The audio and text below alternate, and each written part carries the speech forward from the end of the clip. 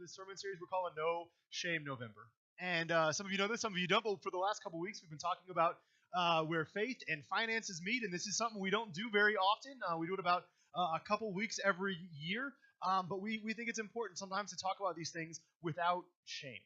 And so there's not going to be a hard sell. I'm not going to get up here and like guilt you into things because we believe that our faith does impact our finances, but we also believe that God wasn't really a God that made us feel anxious or terrible about how we do things too often. That God's not a God of using shame as a weapon. Now, it's really important that we do this without shame because this has been kind of a crucial, anxiety-provoking week for a lot of us.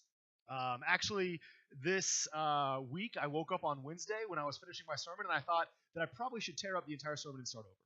Because some of you might have noticed, but we had a little election on Tuesday night. Anybody stay up the entire night and watch the election? Anybody got up till 3? Okay, some of you stayed up till 3 a.m. Some of you think you stayed up till 3 a.m. That's awesome. So we had an election. But we also found out that starting, months and months and months ago, that people began to drift farther and farther apart from each other. Right? It culminated Tuesday night, but we actually found that there was some divisions in our society going back really for a long time. And so on Tuesday night we found that 49-point-something% of America voted for one candidate and 49.1% of America voted for the other candidate. And we found that, things were kind of divided. This past week, I've talked to quite a few of you on both sides of the fence. Being in the Methodist Church, we have people of both political, or really every political affiliation you can imagine. And so we found that there were some people who were really excited. Some people who were really, really kind of, terrified. We had people in every single category, and people with every single thought, and really we found that there was a lot of division even in the heart of our own church. At one point, Dow futures plummeted 900 points. At one point, protests began to arise, one of which at least has proved fatal so far. Some of you were like me, and you got on Facebook this week, and you saw that both sides were kind of yelling at each other. Right? The Democrats think that the Republicans are wrong, and the Republicans think the Democrats are wrong. And I don't know if your Facebook feed looks like mine, but it's gotten angrier and angrier and angrier. And so Wednesday, I thought, do I really want to get up and talk about money in the midst of all this division?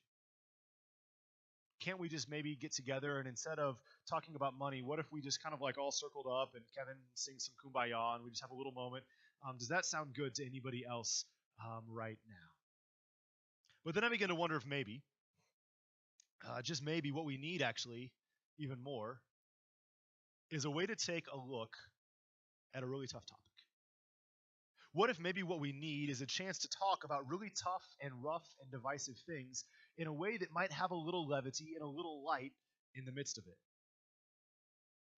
See, it's no secret that some of the divisions on our political spectrum are based out of economics, right? I mean, not just the stereotypical ones where Republicans want smaller government and less taxes, and Democrats want larger government, and that means more taxes. Not just those, but we found that this was a driver of a lot of the divisions this last election season. There were questions on issues from campaign finance reform, trade agreements,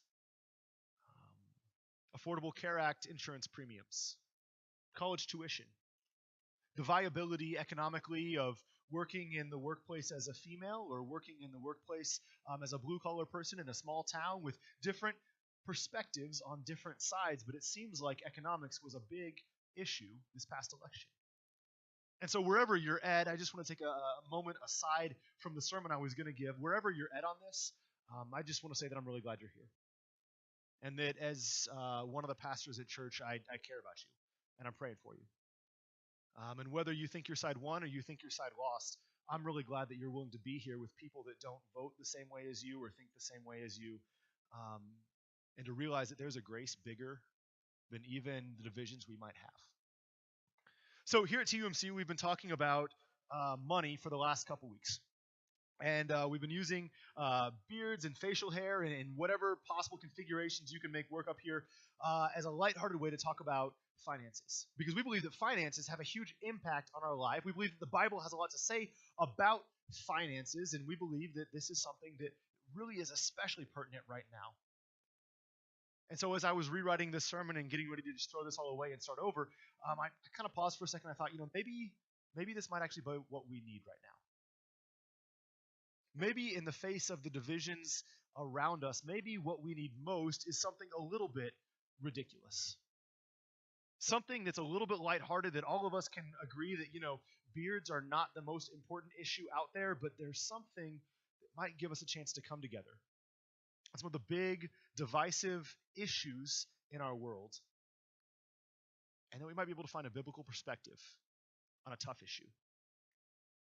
So we're not just going to talk about finances today, or not just going to talk about politics today. We're going to go ahead and hit all of the tough objects right at once, because we believe that it's important to engage what our faith has to say about tough issues. So we're going to look at beards and finances, and specifically how our finances can drive our hearts, instead of letting them take over and control how we are and where we stand from day to day.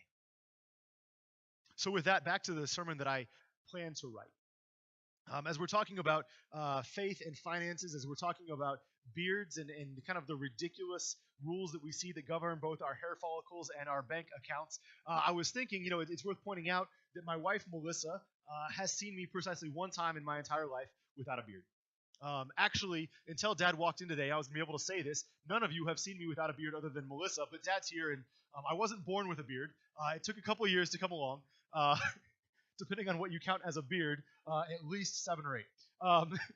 But my wife, Melissa, has seen me without a beard one time in our entire 3 years of marriage and a couple years of dating before that, and it was not exactly by choice. This was not a happy day for me. It works like this. When I was in Dallas for seminary, I also had a job as a youth pastor, and some of you might understand that youth ministry is one of those jobs that requires a certain amount of personality, right? Character, pizzazz, flair, whatever you want to say, Carissa has, right? Goes well for youth ministry. So when I was a youth pastor, I just kind of went for 3 years and kind of let the beard grow. It was no shave November for like 36 months in a row. And so this was actually my beard on one of the shorter times. And it kind of got a little bit ridiculous. Not a good look. Don't worry. We all learned from that. But I would still have to go into work, and I still have to look presentable for my office. So I'd still go in for haircuts. So one day I go in for a haircut and, just kind of tell them, keep it nice and short on top. Don't touch the beard. Pretty simple, right? And I think it's so simple that the hairstylist is not really paying full attention. And so she's got the clippers out and she's gone behind the ear and she's going over the front.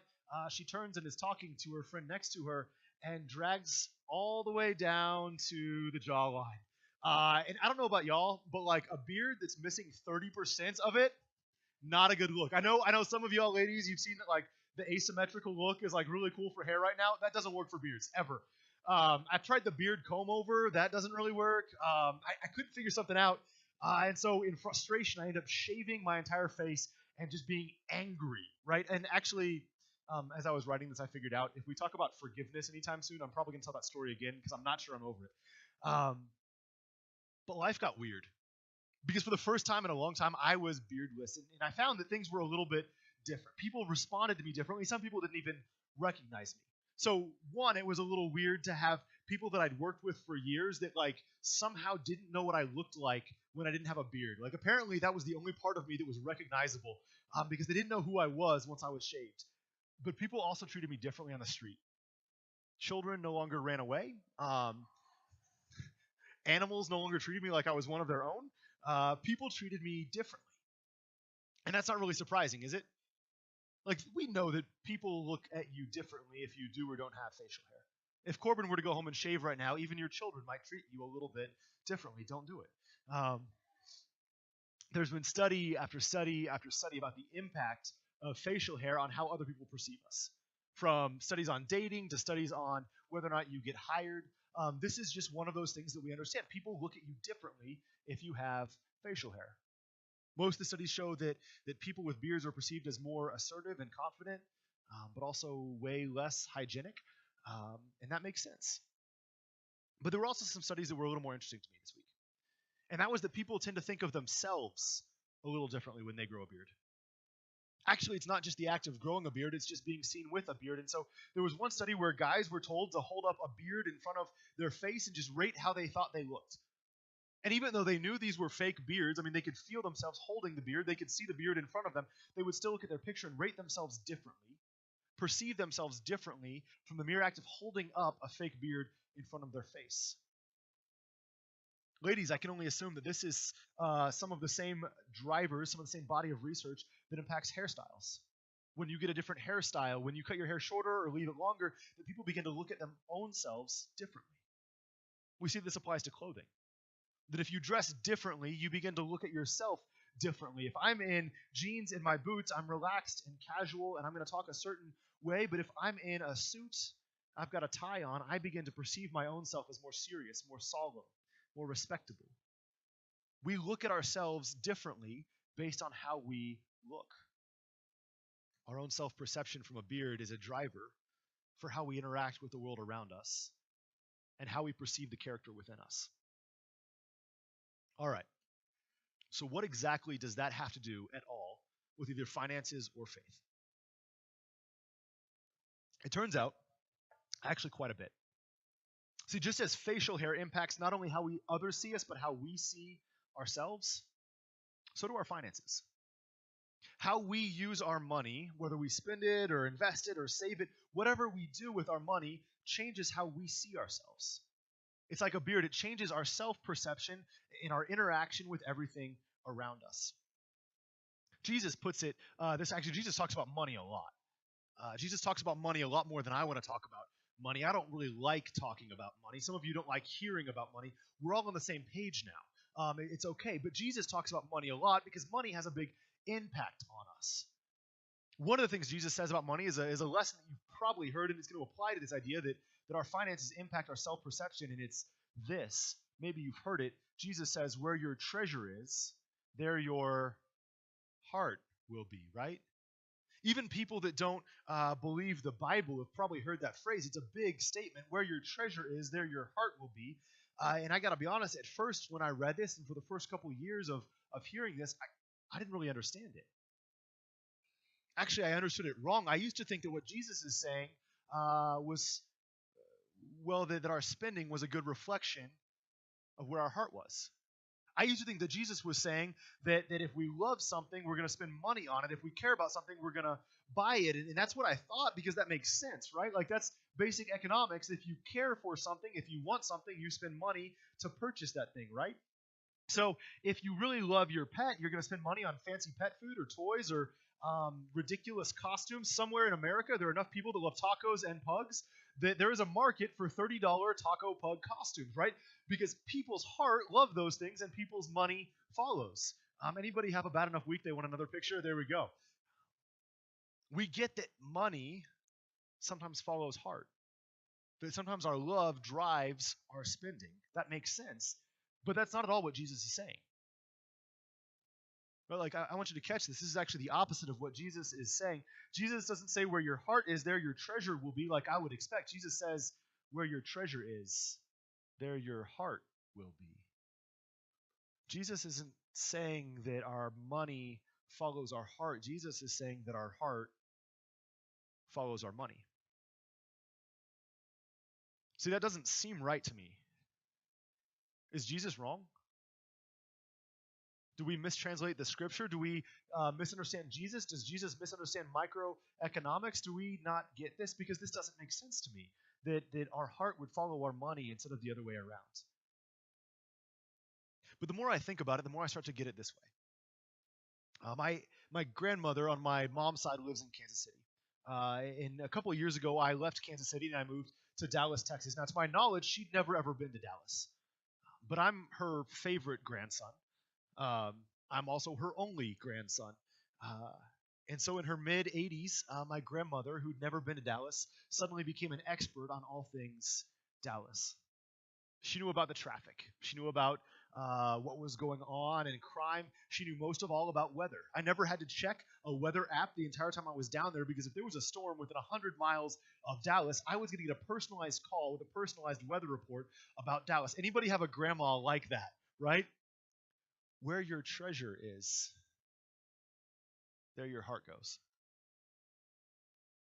There's a large body of psychological and economic research that actually validates this.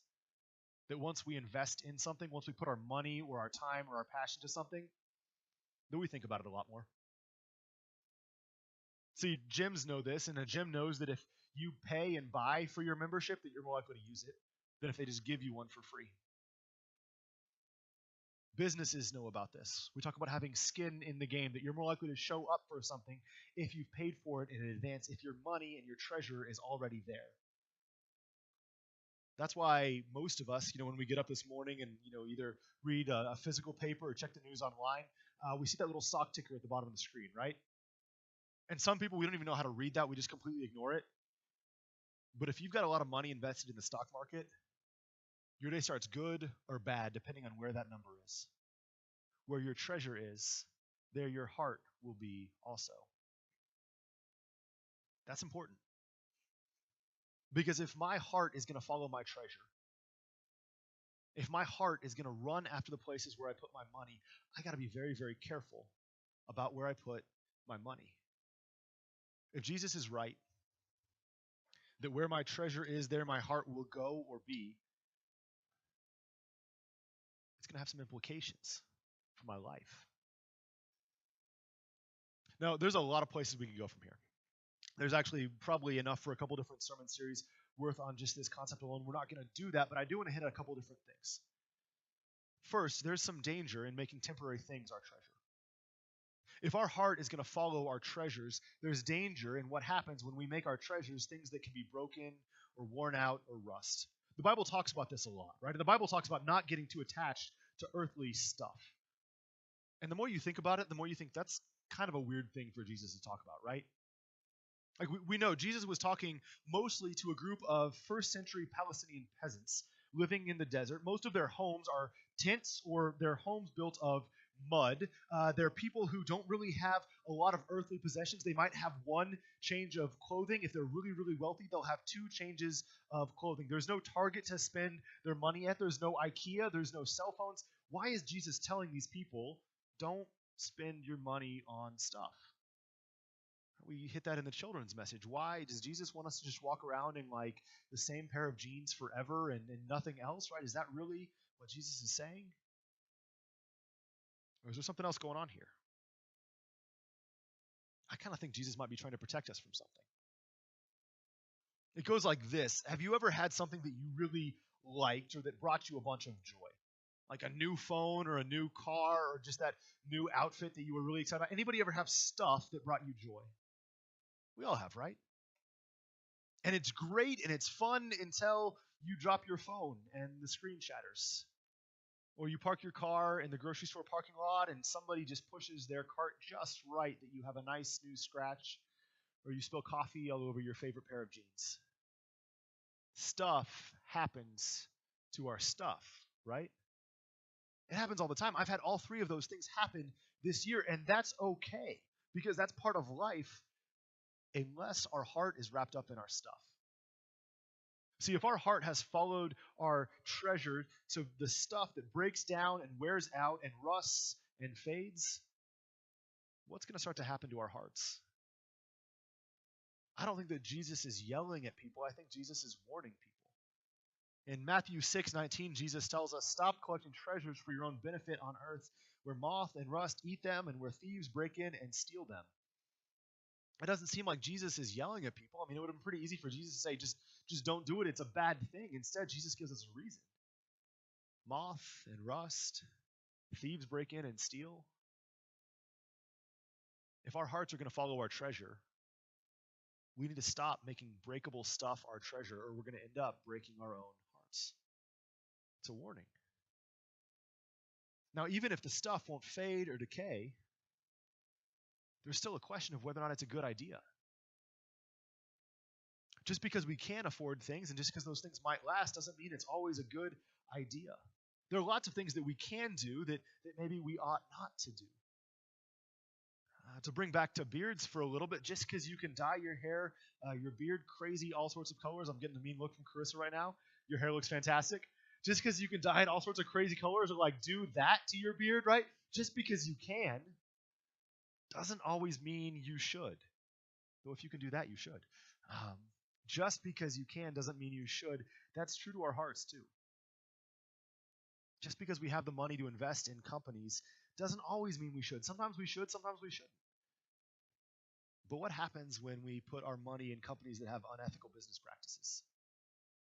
They use sweatshops, trading conflict diamonds, have unsafe working conditions. Our hearts get stuck choosing between money and integrity. See, sometimes we are stuck with this question, just because I can, does that mean that I should? And if my heart's going to follow my treasure, that's going to have powerful implications. So the treasure between our hearts and our finances is pretty powerful. The connection there is strong, and so far we've been talking about it in ways of like what not to do, and yeah, it's good to have some boundaries, but there's actually an upside here. See, if my heart's going to follow my treasure, that means I can use my treasure to steer my heart. If my heart's going to follow my money and my time and my passion and my gifts and all of those things that we talk about as treasure, then maybe I can use this as a tool. I can leverage this to make a difference in where my heart goes. Because I think we all have times that our hearts follow after things and we're not sure why. And our hearts get broken and scuffed up and damaged. But what if we could use this to begin to direct where our hearts go? What if we could choose to put those things we consider treasure, whether that's our time or our passion, or even, yes, our finances, towards things that we believed in, that we believed were valuable, things that we believed had lasting and significance and eternal consequence. In my own life, I found this to be a value. I grew up in a Christian house. Dad's here right now. My parents are great people who raised me in the church. But I didn't really start giving to the church until I was in college. I was actually at my brokest when I had the least money that I started giving money away, probably because I didn't know any better at the time. But I found out that as I started giving both to the church and to some other activities that we had in the campus ministry I was part of, that I began to care more about those things. And so we had a program that was feeding orphans in South America. And I found that if I'd give a few bucks there, that suddenly I began to care more about that. I began to pay more attention to what was happening to these kids, hundreds of miles, thousands of miles away from where I lived. That my heart began to follow after the few dollars I could put in as an investment. When Melissa and I got married, we decided to make stewardship and generosity one of the cornerstone of how we do our budget. It starts there. And we found that the more we're invested in something, the more attention we pay to that thing. We start with our 10% tithe in the church. We have a couple other dollars that we set aside for projects that we care about. And so last month, we invested some of those in this thing called the 88 Bikes Project. That was where, as a church, we bought like 14 or so bikes for kids in orphanages all over the world. A lot of those are women who have been released from human trafficking and sexual trafficking, and they're going to get bikes to take them to school and jobs and really to change their life. And it's pretty cool. It's a great project. But I found that once I started investing some of our own finances in it, that I began to care more about it, that I wanted to know more about it and hear more about it, that my passion and my heart began to follow after those things. I don't tell you that to shame you. I don't tell you that to brag. I tell you that because it works for me. Because we find that our hearts tend to follow our treasures, that we can use this and leverage this to drive where our hearts go. And that brings us full circle to Wednesday morning when I sat there and stared at my computer screen and thought, should I scrap this whole sermon? Do we need to talk about politics or grace or healing in the face of divisions? And you know what? In the weeks ahead, I think we will. I know that will come up. But here's why I didn't. Because I believe with every fiber of my being, every drop of blood or sweat or hope in my body, that the only thing strong enough in those divisions is the message that we carry forth as the church. That in the face of all of the stuff that sometimes goes wrong in the world, the only place where we're going to find a hope strong enough to make it right is the hope that we find in Jesus, that we carry in our message. The church is the one place big enough for Republicans and Democrats and libertarians and everybody else out there to realize that we love each other. That there's grace for people who voted against you. There's even grace for people on social media and in the streets who are saying terrible things about you. And that message, that's what we're all about. The more of my treasure, not just money, but we're talking about money today. The more of my passion and my time my gifts and my money I invest in this thing, the more I am utterly convinced, the more my heart chases after it. And I've needed that this past week, as I've seen horrible things said on both sides. But I've needed strength from somewhere else to offer grace instead of responding with hate. I think where our treasure goes, there our heart goes. It's worked for me, and I'm inviting you to do the same. In a moment, we're going to close the sermon and do our normal offering and all of that. But we're also going to give out these things called pledge cards. And this is kind of like your homework for the next week. Some of you have seen pledge cards before, some of you haven't. This is just a chance that you can kind of commit to what you want or how you want to be involved in the church in the year ahead. And some of it's, I commit to pray for the church regularly. I want to use my gifts in the following ways, inviting, connecting, or worship, or Christian education. There's also a finance thing in here. This is how we plan our annual budget. And so we're going to pass these out in a moment, and just two quick notes on that. One, it says right at the top, no shame. Like, those are the first two words on this thing. So please don't take this home and think that I'm going to call you up and yell at you if you don't give enough money. That's not where we're at. I'm probably not even going to see these. But two, if this isn't your church family, if you're not a part of this church family, just pass these on by, right? That's not what this is about. But instead, this is about a chance for us to look at where we want our hearts to go.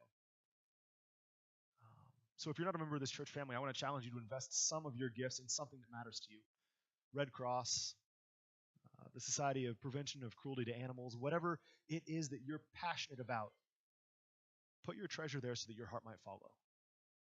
But for those of you who are part of this church family, I think this is a tool that helps us put our treasure somewhere so that our hearts might follow. So we might find that our hearts, instead of being wrapped up in things that break down or rust, or things that maybe just because we can doesn't mean we should, but we might find that our hearts follow to something that has eternal significance, that has the strength to stand against darkness and bring people together from all sides of every division out there.